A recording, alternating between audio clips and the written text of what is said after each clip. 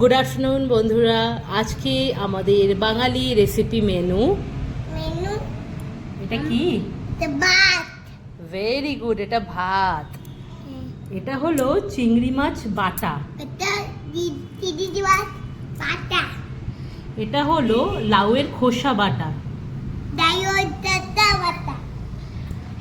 এটা হলো লাউ চিংড়ি, যেটা বাঙালির স্পেশাল। এটা লাউ চিংড়ি, এটা পেটা। এটা হলো ডাল। ডাল।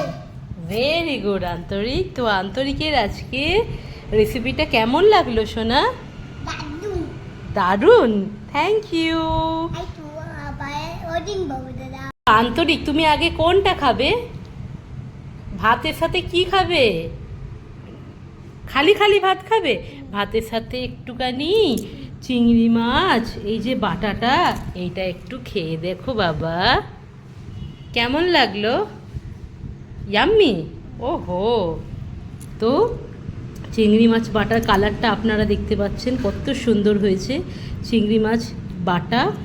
আর এখানটায় এই যে আমি একটু একটু বড় বড় রেখেছি লাউয়ের খোসা, যাতে এটা বোঝা যায় ভিডিওতে যে হ্যাঁ লাউয়ের খোসা বাটা। আর এটা তো আপনারা জানেনই লাউ চিংড়ি, কিন্তু এখানে স্পেশাল হলো আমি লাউ চিংড়ির মধ্যে দিয়েছি কাঁঠাল দানা। তো কাঁঠাল দানা দিয়ে এটা আরও বেশি খেতে ভালো লাগে।